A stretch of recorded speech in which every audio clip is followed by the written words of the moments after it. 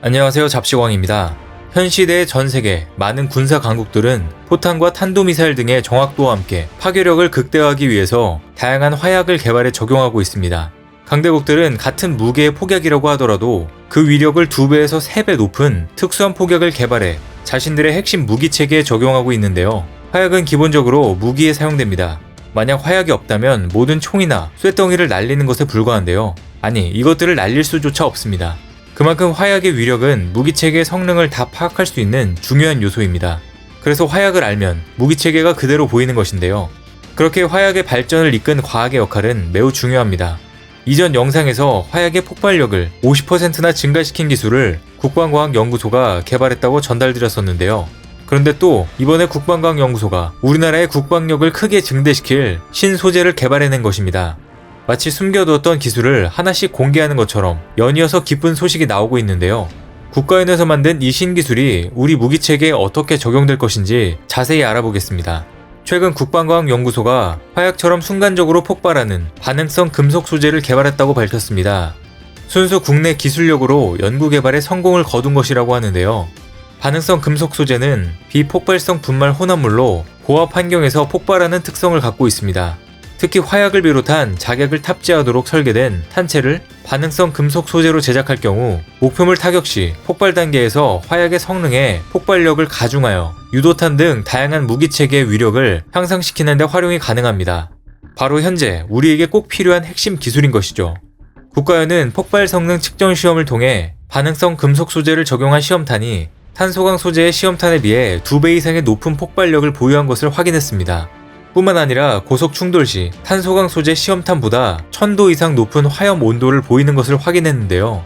이번 연구 성과는 반응성 금속 소재의 설계 과정부터 제조 및 시험 평가 과정까지 독자적인 국내 기술로 개발된 것입니다. 국방과학연구소는 2017년을 시작으로 2020년에 종결한 핵심 기술 개발 연구를 통해 전방위적 원천 기술을 확보한 것인데요. 순수 국내 기술로 개발한 국가연의 반응성 금속 소재는 향후 국산 무기 체계의 성능 개량에 크게 기여할 것으로 예상됩니다. 그리고 앞으로 반응성 금속 소재의 기능을 지속적으로 향상시켜 금속 소재를 기반으로 한 무기 체계 개발의 지평을 넓힐 것으로 기대가 되는데요. 국방과학연구소가 이번에 개발에 성공한 반응성 탄체는 탄도의 화약이 폭발하는 시점에 동조에 반응하는 탄체로 무기 체계 연구자들에게 굉장히 중요한 연구 분야입니다. 반응성 탄체를 개발하기 위해서는 평시에는 비활성적인 탄체 구조물로 안전하게 내부 화약을 보호해야 하지만 내부 화약이 폭발할 때 그 화약과 동조해 많은 폭발 에너지를 방출할 수 있는 고에너지 물질로 개발되어야 합니다. 이러한 물질을 반응성 물질이라고 부르며 군사 강국들은 이를 확보하기 위해서 많은 노력을 기울이고 있습니다. 반응성 구조물질은 오래전부터 이론적인 방법으로 자주 언급되었으나 실용화하기에는 많은 기술적인 난제가 있었습니다.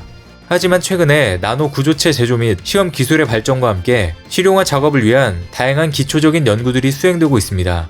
특히나 고속 충돌로 발생시킨 반응성 구조물질의 반응 특성 분석은 화약의 폭발에 의해 발생된 특성을 가질 수 있어서 다양한 연구가 시도되고 있습니다. 금속물질의 반응열은 매우 높지만 반응 속도는 화학물질에 비해서 상당히 느린 것으로 알려져 있습니다. 또한 미세 구조에 따라서 반응이 전혀 진행되지 않기도 하는데요. 그러나 최근 발전하는 금속 입자의 나노화 기술을 통해서 금속 나노 구조체를 형성하면 반응 속도가 매우 높아지며 화약과 함께 폭발하게 되면 상당한 에너지를 추가적으로 방출할 수 있습니다. 이 과정에서 발생하는 온도 변화는 매우 짧은 시간 안에 급격하게 일어나므로 순간적으로 그것을 측정하기는 매우 어렵습니다.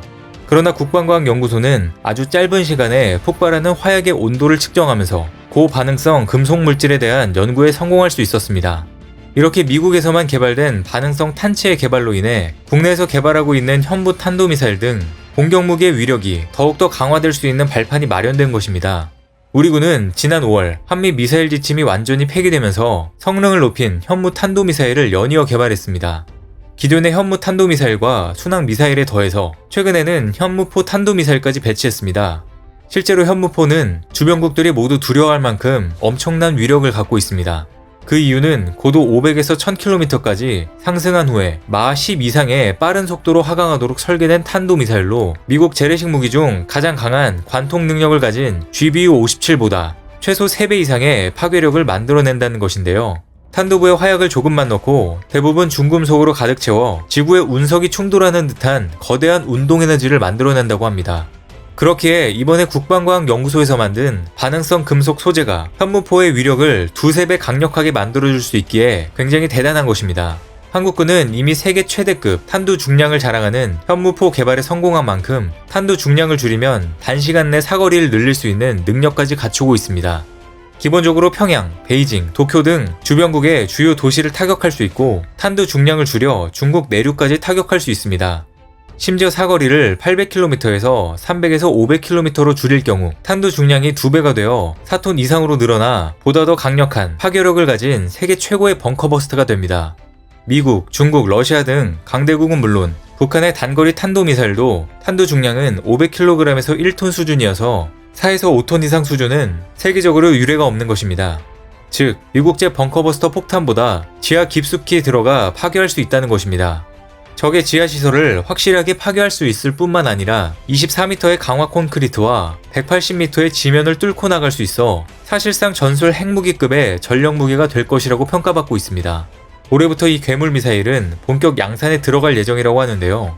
이러한 탄도미사일은 지하 핵시설을 완전히 파괴하는데 큰 위력을 발휘합니다.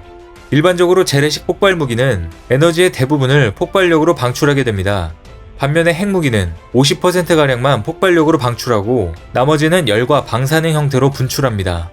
핵무기가 터지면 폭발력만으로도 폭발 직후에 반경 약 수 킬로미터까지 인명이 살상되지만 이외에도 거대한 화구가 발생하면서 생긴 충격파와 열폭풍 등의 형태로 반경 수 킬로미터를 휩싸이게 되며 감마선을 비롯한 방사선도 퍼져나갑니다. 핵무기는 한번 쓰게 되면 상대방이나 상대방의 동맹국으로부터 핵 보복 공격이 바로 들어오게 됩니다. 냉전 시절에 미국과 소련도 서로에게 핵을 겨누긴 했지만 결국 사용하지 못한 것이 그 이유입니다.